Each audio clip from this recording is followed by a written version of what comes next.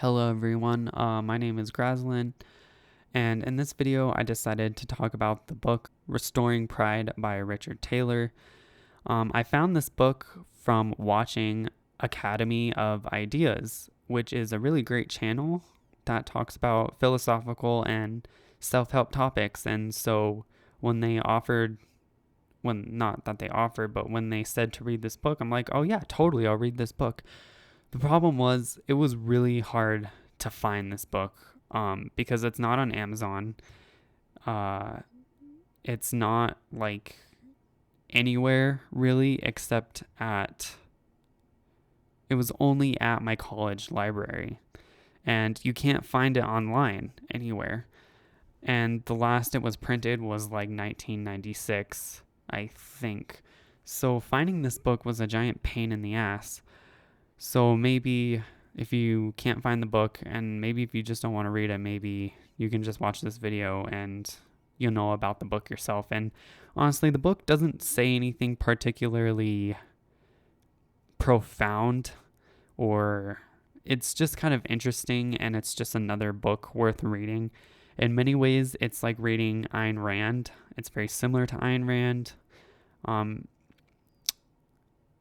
Which is probably why Academy of Ideas told you to read this book instead of her, because, I mean, they're kind of advocating her ideas. I mean, they talk about how individualism is better than collectivism, but they use Nietzsche instead of Ayn Rand to promote individualism, which is kind of sad because Ayn Rand is way better than that. But then again, Ayn Rand has a lot of negative connotations to her reputation and her perspective because she's so hard to handle for most people. So, and Nietzsche's more classical, so I can see why they would choose Nietzsche over Ayn Rand, and why they would offer or tell you to read this book, because it's kind of along the same lines, but it's a philosopher that nobody knows about. No one knows Richard Taylor, and I was reading a little bit on his background, and apparently he's a beekeeper, so that's interesting. But yeah, anyway, so let's kind of jump into this. So first of all, and I'm just going to be going through the notes that I have. And these, in my opinion, these are the most important things that he says. So the first things he says is that this book is an elite book, and that he says that people are simply better than others, and that people who are better than others should take pride in themselves. And pride is the justified love of oneself. And he says that on page 15. Let's see. Everyone loves themselves, but true pride comes from achievement, which makes sense. I mean, the stupidest idiot who can't do anything, of course he's going to love himself, and he's going to think he's the best thing that's ever lived, but obviously he can't really take pride in himself simply because, well, he hasn't done anything. He's just lived and breathed. So some examples of people who should actually take pride in themselves are like Beethoven, Mozart, Da Vinci, Michelangelo, Elon Musk, Steve Jobs, Albert Einstein, Isaac Newton, these kinds of famous figures. But it's important to realize that fame and pride don't always correlate. In fact, just because you're famous doesn't mean you should take pride in yourself. Look at Kim Kardashian. And just because you're not famous doesn't mean you can't have pride in yourself. So just look at like the artist that people look past because they don't know what real art is in our modern society, because apparently throwing random paint onto a canvas is art. He also, and he says that everyone is capable of creativity and being able to take pride in themselves. So everyone is open to creativity. It's not impossible. It's there for you. It's open to you.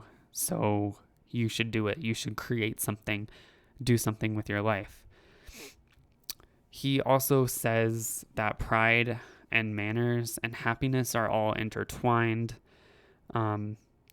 So And this book is separated into 3 sections. So the first part of the book, he just talks about pride and what it is.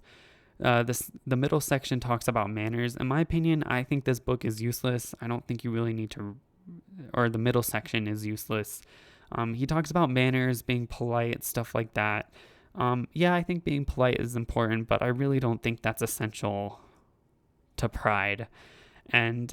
But I don't know, read the book yourself if you disagree. But happiness, and then he talks about happiness, and he has some good stuff to say on happiness that I agree with. And like what I said in my I Hate Pride, Gay Pride video, he also says that pride has lost its meaning in today's culture. For example, if we are proud of everything, then there's nothing to be proud of. He also says that pride is often confused with arrogance or vanity, which is completely wrong. Arrogance is thinking you're better than you actually are. It's trying to fake reality. It's trying to pretend that you're a Mozart when you're really not. And vanity is kind of loving yourself for shallow things. So thinking you're cool because you look really hot, or thinking you're cool because you have a nice car. That's not what true pride is about. It's about having a good character and living a quality life. He says that proud people do not need to be told to be proud of themselves or need to find people to tell them how great they are, which is true. I mean, and that's essential to being an independent thinker. You don't rely on anyone else's judgment to form your own judgments. You just look at reality to tell you that. So people know they're talented because they can see in reality that they're talented, that they can create a beautiful piece of work and recognize that it's a beautiful piece of work. And that's why they have pride in themselves. And that's why it's a pride that is justified and will always be there. And the need to justify love of oneself is the opposite of pride.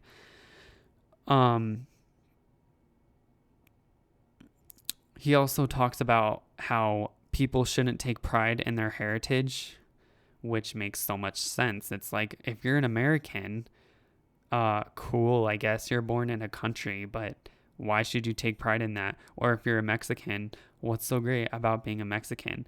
What is it about being a Mexican or American that makes you so special or unique? In fact, they're just so broad and arbitrary that they mean nothing about your character and sense of self. So being a patriot, being gay, being a woman, being any one of those things, there's nothing to be proud of with that, because you were just born with them and you have no control over them. It's skills like being able to create music or a piece of art or a piece of technology. That's where pride comes from. Prideful people don't need to control their surroundings because they feel a sense of control of themselves. They welcome corrections. They care little about the approval of others, which makes sense because approval comes from destroying your sense of self as a person, right? Because if you think about it, to gain approval from people, you have to do things that you don't want to do, that go against what you really want. Like, people approve of you when you have a nice car. People approve of you when you have a lot of money. But a lot of the time, these things really don't give you what you want in life. Having a nice car isn't really something that you want. Having all of the money in the world really doesn't give you what you want, and so you feel bad about yourself for it. And therefore, you don't have pride in yourself, because that's not where pride comes from, by hurting yourself. He talks about how Christianity places pride as the 7 deadly sins. And he also talks about how religion elevates the meek and the pathetic, and talks about how all humans are equal, which is obviously not true. Some people are better than others. In fact, there are people who are way better than other people. Like, that is just a fact, and that will always be true. I think Christianity recognizes individuality in the sense that we are all equal as individuals. Um, but he talks about, but he does talk about that, about how people have confused equality with equality of rights with equality of worth. People should all be treated equally under the law, but that doesn't mean people are equal. That doesn't mean everyone has equal worth and equal value. It just means everyone has the right to their own life and happiness. So that's what equality means.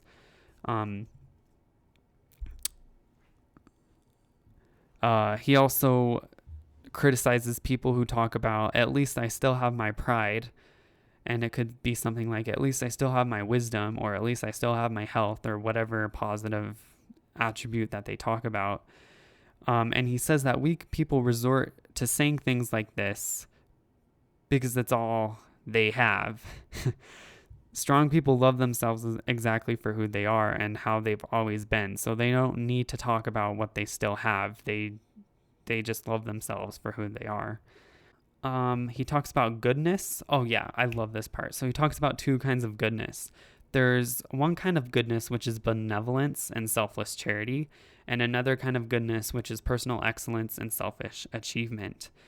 Aristotle thought of goodness in a selfish sense, a prideful sense, in a sense that personal excellence is way better than selfless charity.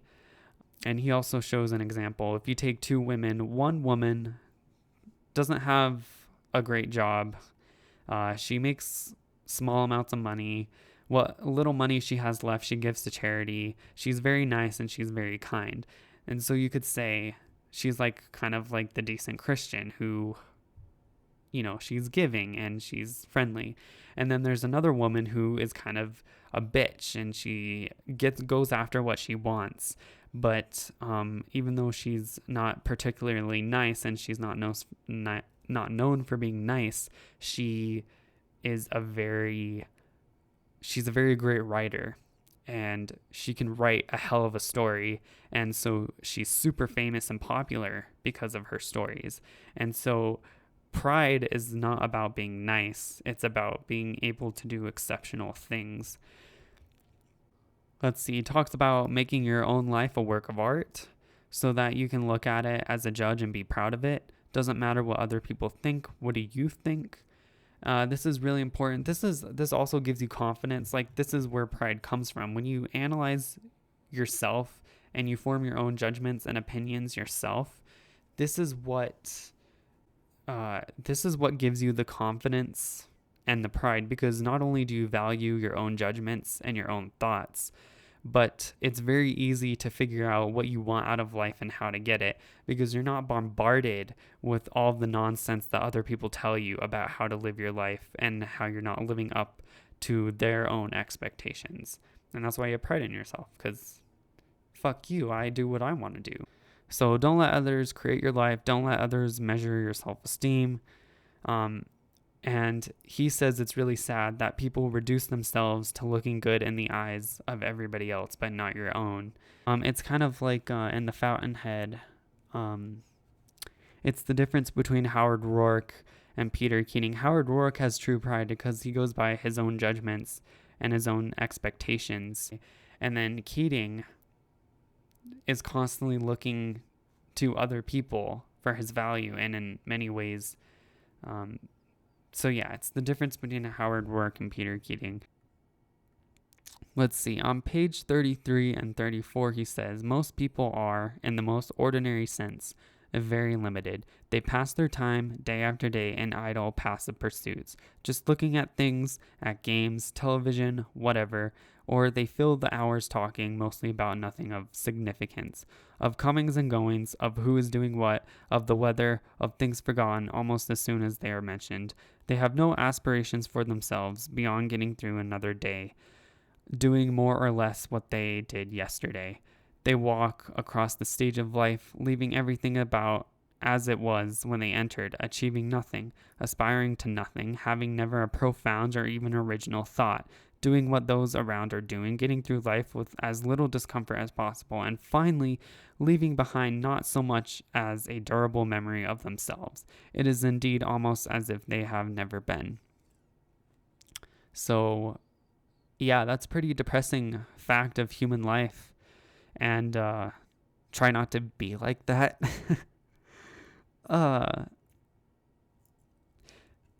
On page 54, he says, "You have in you something that can be regarded as being, if not divine, at least something uniquely human and good.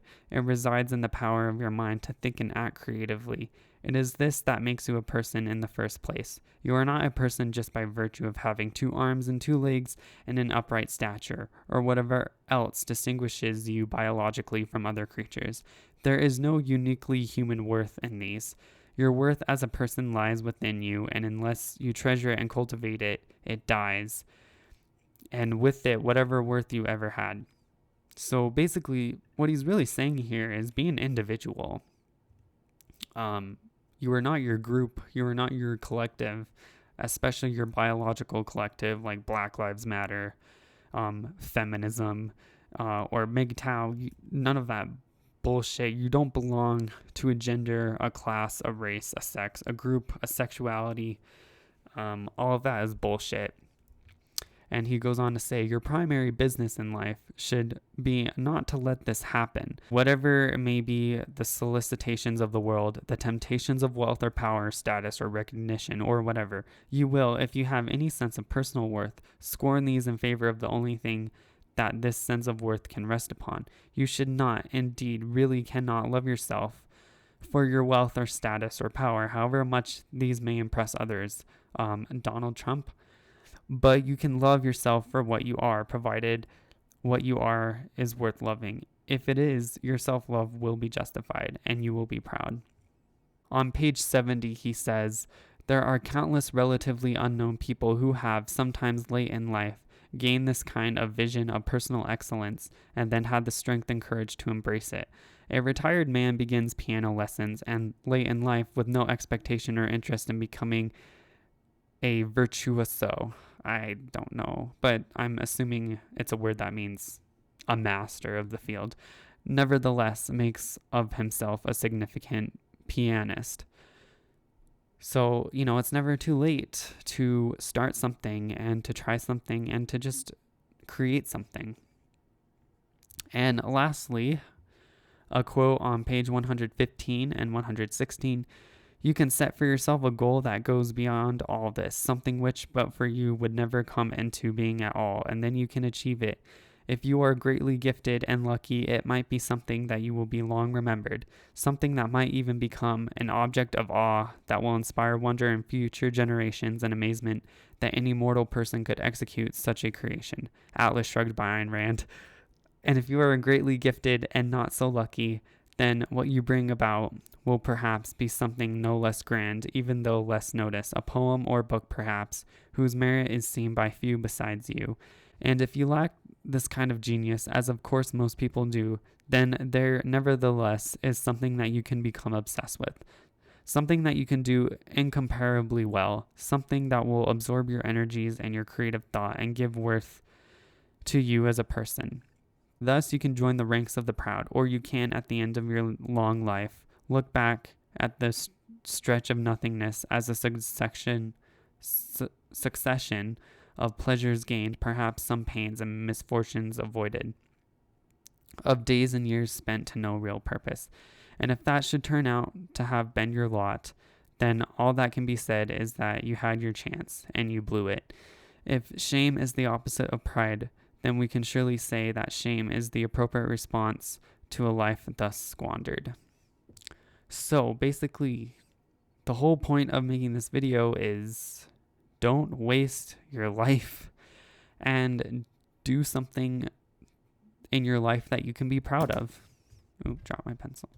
But yeah, do something in your life that you can be proud of. And that's it for today.